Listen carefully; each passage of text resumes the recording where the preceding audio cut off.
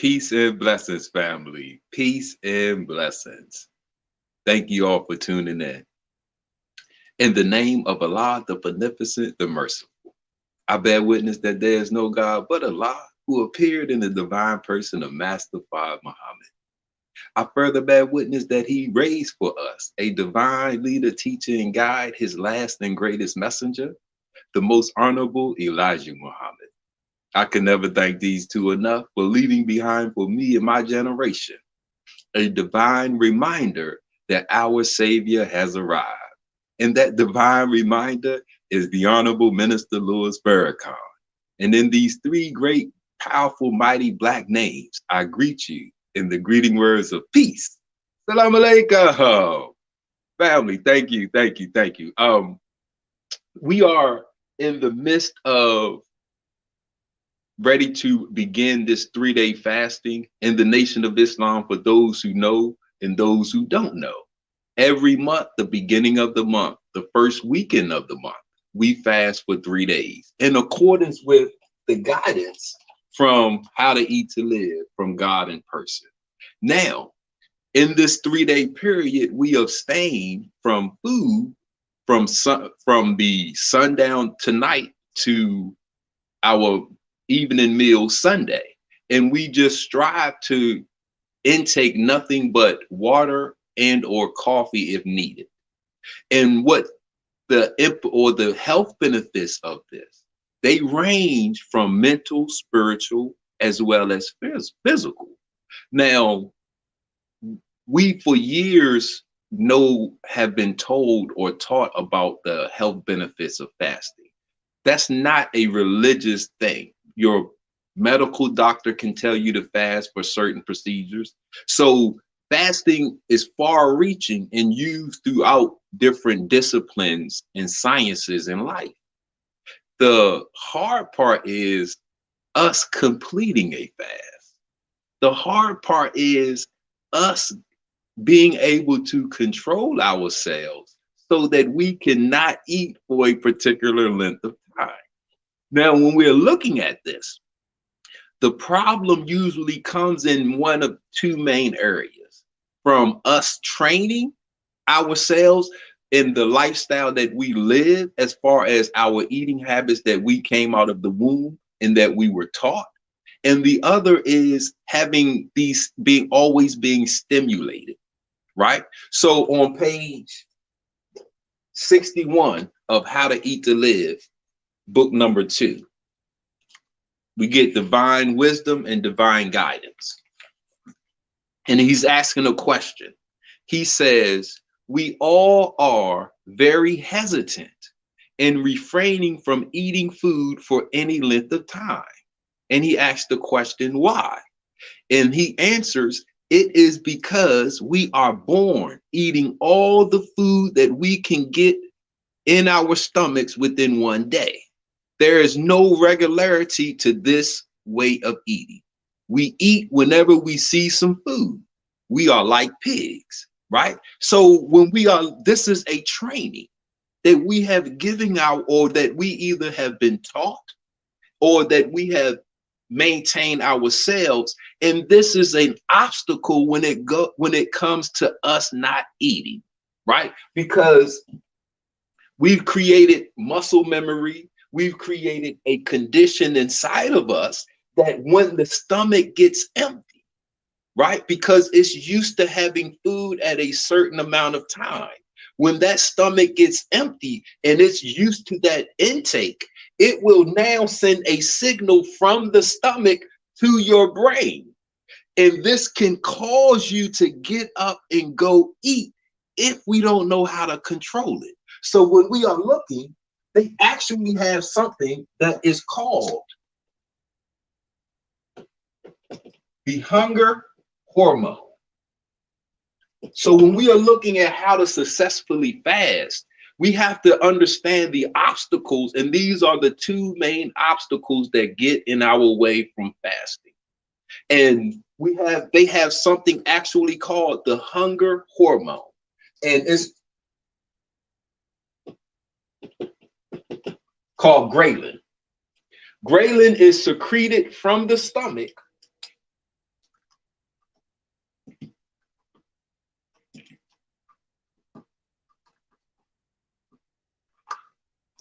Under certain conditions, like the stomach being empty is one, ghrelin is secreted from the lining of the stomach into the bloodstream. The target of ghrelin is a hormone. So it's released from here and it has to have a target. The target of ghrelin is the pituitary gland. It goes in it, and it's called the hunger hormone. So it influences us to go and eat so that now we can produce leptin, right? Which is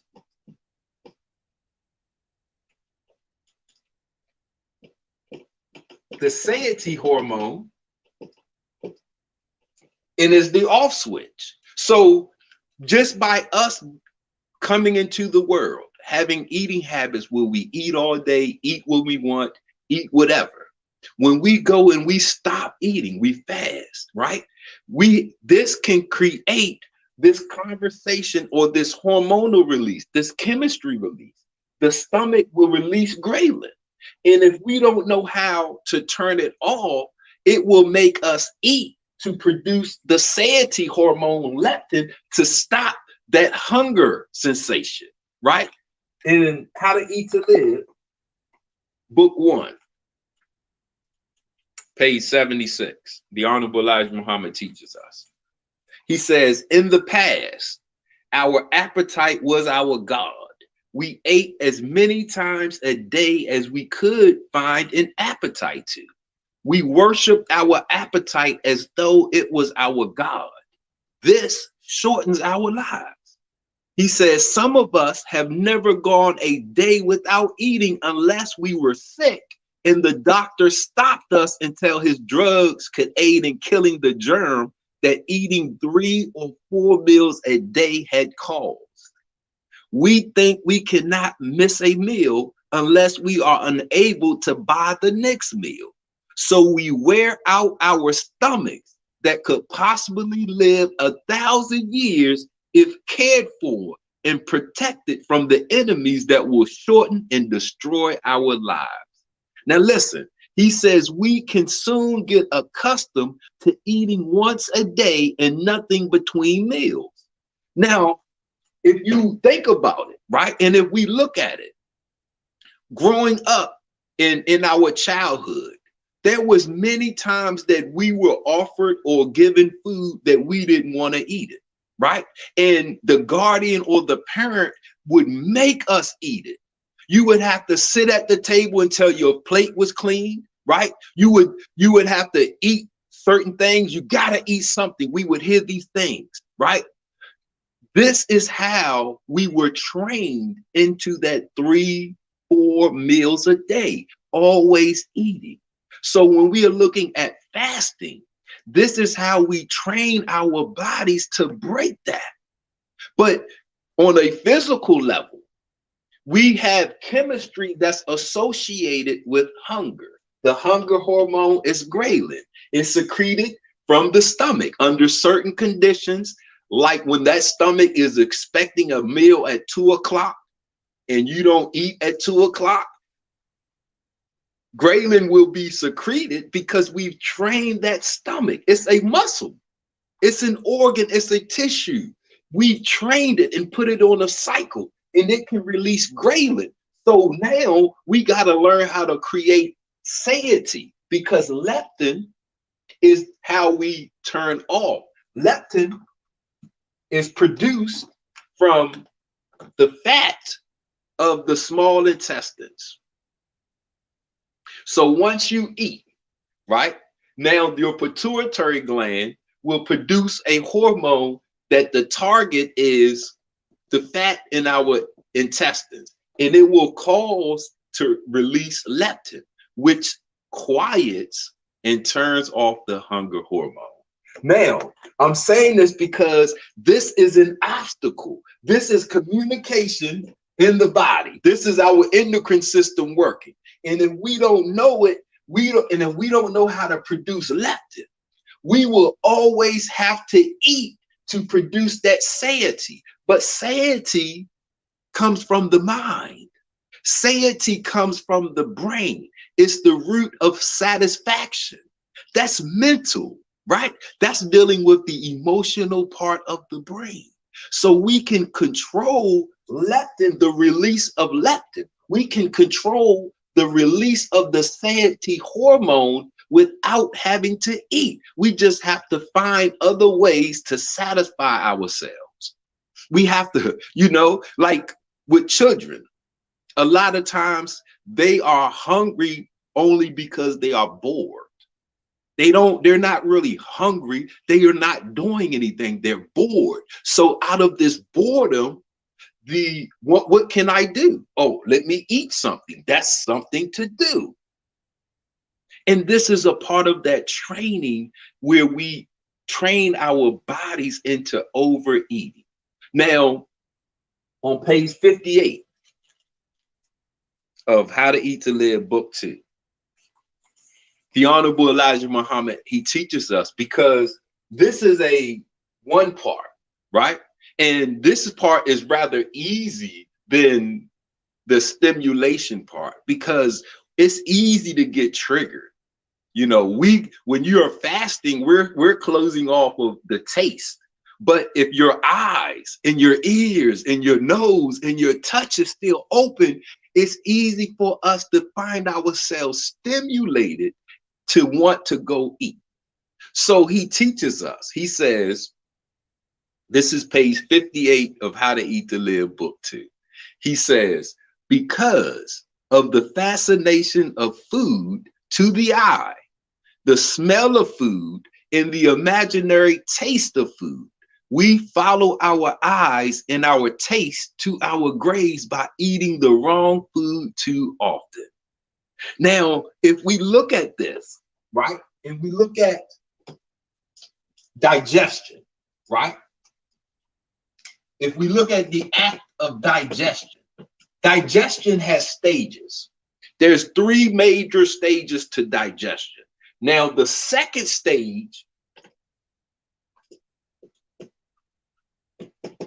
is called the cephalic stage of digestion. Cephalic means head. Listen, the second stage of digestion, the first stage is mastication, you chewing up your food. The second stage is the cephalic stage of digestion, or cephalic digestion. Cephalic means head. So this is when you smell, right? When you look at or think about food, you activate the cephalic stage of digestion. And what that does is, it's a 2-stage process. Your salivary glands, they start whatever, okay, now let's say, give the scenario so we can understand this. You're at work, right? Your coworker comes in and they had a cookout the other day, right? And now they in there heating that food up, and all of that aroma is coming throughout the office, is permeating the office. Now you are smelling food, and this gets you to thinking about that food that you are smelling. Let's say you are thinking and you're smelling a hamburger, right? So you're thinking about that hamburger. Your salivary glands is mimicking you eating that hamburger. Now, when you swallow that saliva and it goes down your esophagus and into your stomach, now your stomach is digesting, it's producing gastric acids, getting ready for what you are thinking about from what you smelled. Does that make sense? So listen, the Honorable Elijah Muhammad, it's wisdom in this book. It is divine guidance from God in person. He had already answered, and the science of this world is proving what he wrote almost 30, 40, 50 years ago. Listen, because of the fascination of food to the eye, the smell of food, and the imaginary taste of food, We follow our eyes and our taste to our graves by eating the wrong food too often. Now, so when you're getting that rumble in your stomach, right? You're getting that mouth watering, you're starting to salivate, right? That you have literally activated the second stage of digestion. And now your stomach is producing that gastric juices. The longer you smell, look at, and think about food, it's just like you're eating. And your stomach will sit there and react, and your body will react, and it will drive you to get up and go eat. So, because we have put our bodies in a state of digestion. So, when we're looking at this 3-day fast, right, or the fast as prescribed by the Honorable Elijah Muhammad, because he tells us that, look, page 41 of book 2, fasting, eating right foods, keys to long life. He says fasting is a greater cure of our ills, both mentally and physically, than all of the drugs of the earth combined into one bottle or into a billion bottles. So when we are looking at this act of fasting, as the Holy Quran says, it is to guard us against evil. It is to help us clean ourselves up. We are using it medicinally, right? So the object is to activate the digestive tract. But scientifically, if you smell, look at, and think about food, you can activate the cephalic stage of digestion, the second stage of digestion, and you have activated your food, even though you're being careful not to eat or drink anything to activate your digestive system. Listen, page 57, How to Eat to Live, book number 1. All praises due to Allah. Listen, this is proper food for body and mind equals good health. All praises due to Allah. On the coming of God, according to the Bible and Holy Quran, he began to create a people that must and will enjoy a long life and good health. They will not suffer sickness or grief and sorrow. They will live lives of complete happiness. The earth is full of food, but good health cannot enter into our bodies until we have the proper food in the body and the proper food for thought. If we do not have the proper food for our way of thinking, we still cannot enjoy peace, good health, joy, and gladness of heart. Now listen, we can eat the best food. We can take fast for 9 days or 20 days or 30 days if we want to, and we will still suffer if we do not feed the brain with the right food. Woo! These two bodies, the brain and digestive tract, have much in common with one another. Whatsoever hurts one hurts the other. We must treat both well. So when we're looking at this, it is imperative. It behooves us to learn this brain, this part right here, right? So because this is the control center, the second stage of digestion is in the head. This is the cephalic stage, and cephalic means head. So I have to control myself because these are my senses. These, what I smell, what I'm looking at, what I'm thinking about and hearing, and what I'm touching. These are my senses. My sensory part of my brain is here. I control that, right? The parietal lobe, I control that. So when we are looking, the Honorable Elijah Muhammad teaches us, right, that right mental food is just as important or necessary for us if we want to achieve that good health. So listen, page 39. He says, there are a lot of people who think their appetite is their God, but we by nature have been made to control ourselves if we want to. Listen, I just said it. See, your control center is here, the brain. So when we are looking, if you stop moving right now, right? Your heart is beating, your lungs are respirating. Everything else is not moving because it's striated muscle. It's under the somatic nervous system, meaning on purpose, meaning you have to move yourself. So when he tells us there are a lot of people who think their appetite is their God, but we by nature have been made to control ourselves. Listen, if we want to. That's when you're looking at stress, you have eustress, distress. Eustress is me being in control. Distress is me being out of control. But when it comes to this, and you are getting those sensory information, right? So now,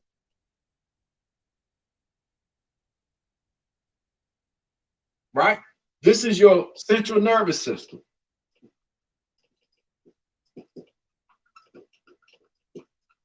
Right? You got neurons going down, out, and you have neurons coming in, right? So this is your sensories coming out, and your somatic is going, your sensories coming in, and your somatic is going out to give you control.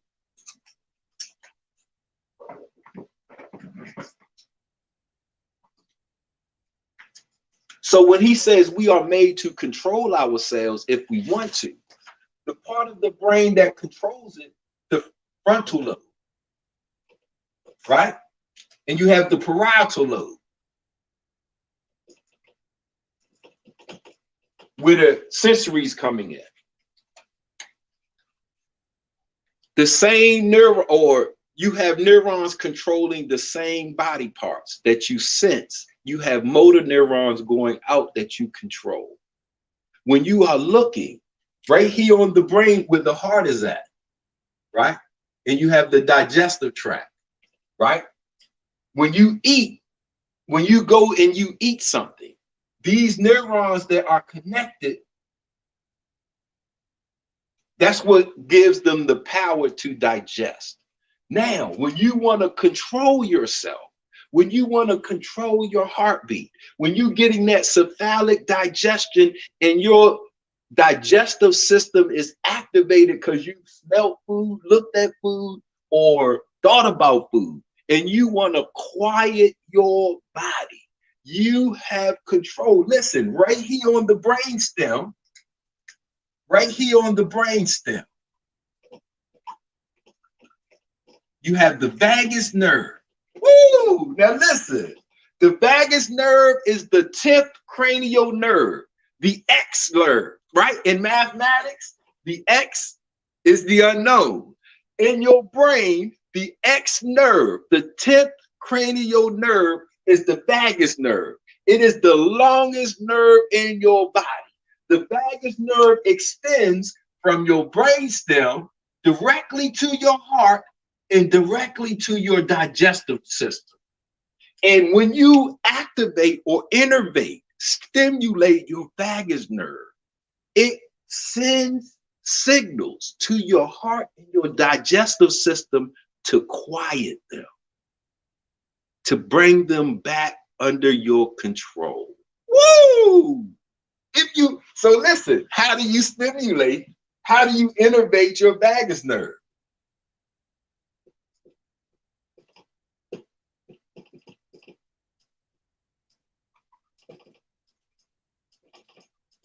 Deep nasal breathing, humming, right? These are the two main ways that you innervate your vagus nerve. Deep nasal breathing and humming. But if you aren't always deep nasal breathing, if you aren't always humming, right? That means you have to purposely do that to gain control. So when the Honorable Elijah Muhammad teaches us, listen, when he says There are a lot of people who think their appetite is their God, because when that you get stimulated and you got ghrelin, the hunger hormone, and you in the cephalic digestion, you're being bombarded with an influence to go eat. But we by nature have been made to control ourselves if we want to. So if you want to control yourself, deep nasal diaphragmatic breathing.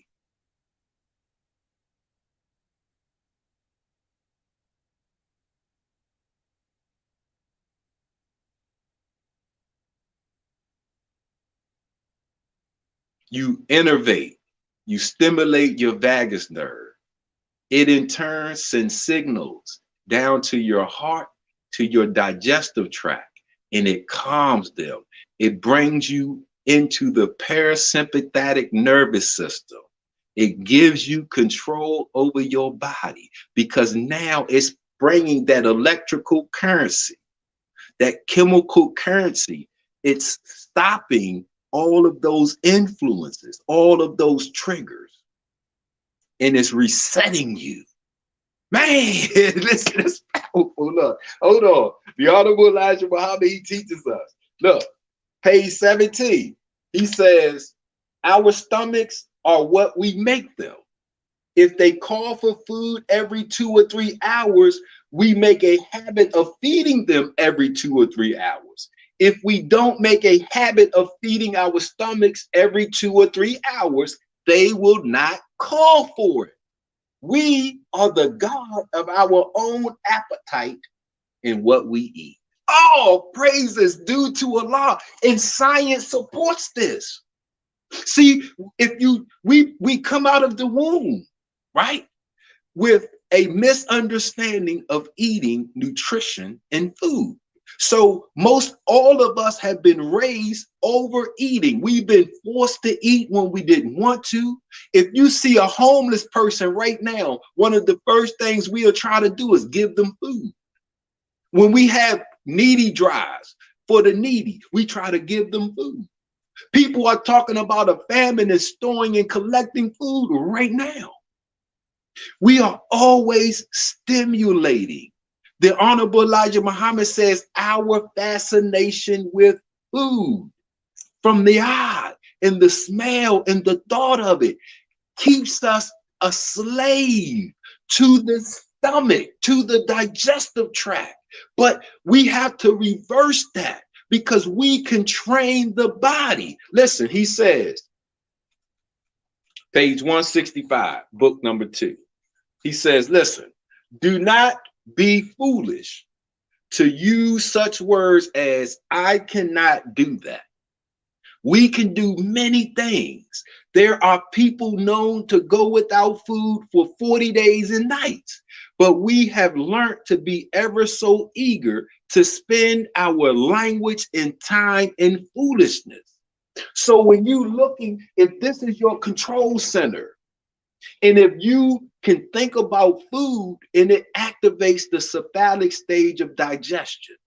So now we know that, okay, my thoughts and my words are powerful. They have reactions in the body. Okay, now that I've learned how to use my thoughts and my words to activate my digestive system, let me learn how to use my thoughts and my words to control me. This is the control center. Right? So that's where the power is at. Is he says, don't be foolish to use such words as I cannot do that. As soon as you think it, this is your frontal lobe. This is where your somatic nervous system is at. The ability for us to move ourselves is right here.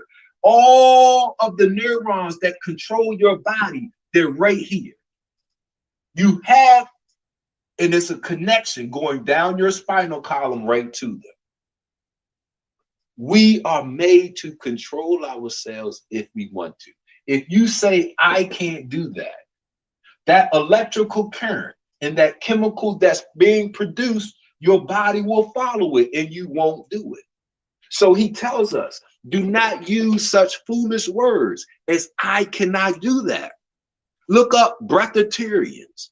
Those are people who don't eat. They use oxygen as their main fuel versus food. So he tells us, look, page 153.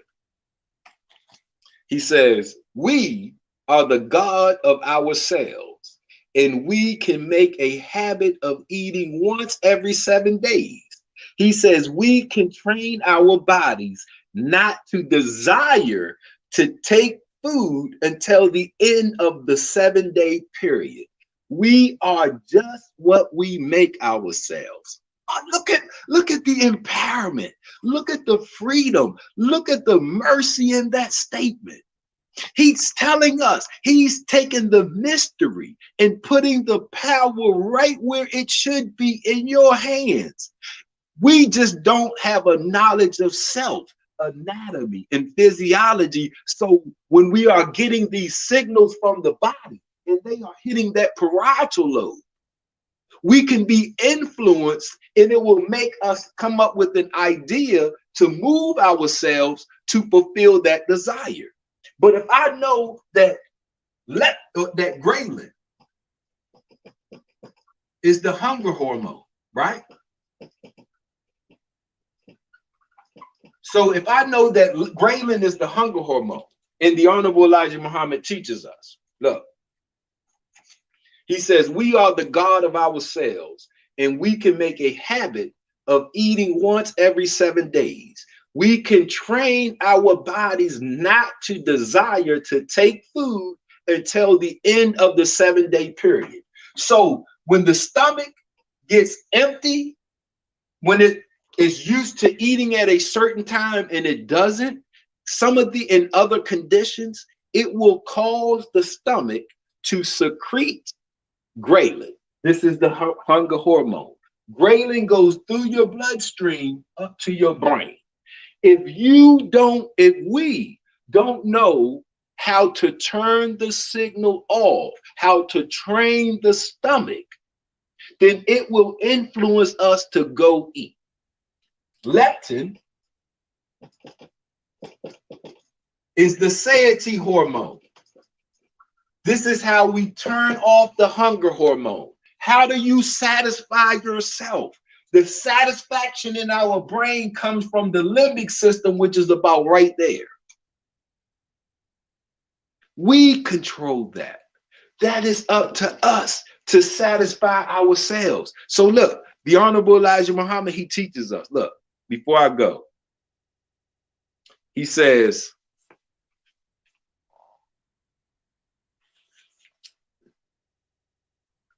oh, this is page 66 of book number 2. He says, oh, I know what you may say, my Black brothers and sisters. I have been eating it all of my life, and my grandfather and my grandmother ate it, and they lived 65, 75, or 80 years. That is no time to live. You need to live not under 100 years, and from that to 1,000 years. But your life depends on what you eat. What you eat keeps you here, and what you eat takes you away. When we understand this process, the number 2 actual cause of death, meaning the number 2 actual way that we hurt ourselves to the point where we create that premature death, is poor diet and lack of exercise.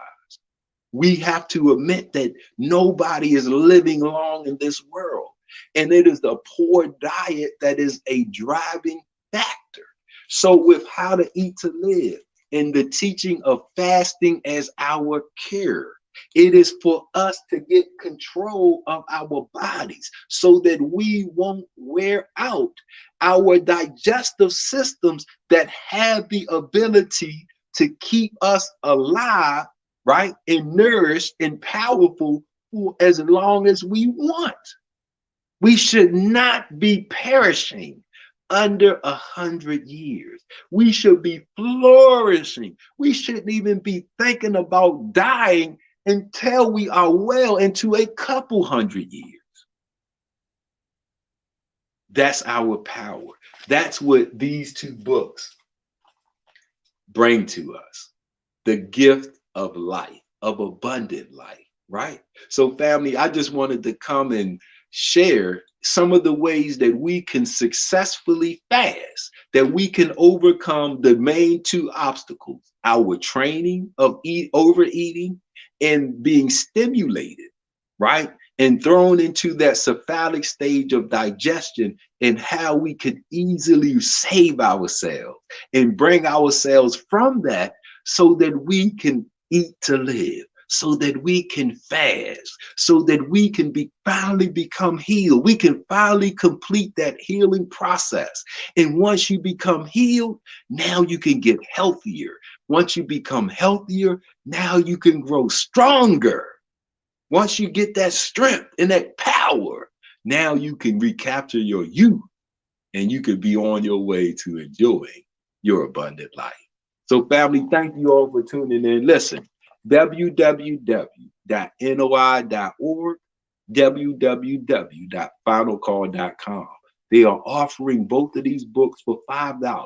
So for $10, you can get 2 life insurance policies that will prepare you for your abundant life. Thank you all for tuning in. I leave you as I came in the greeting words of peace. Salam alaikum.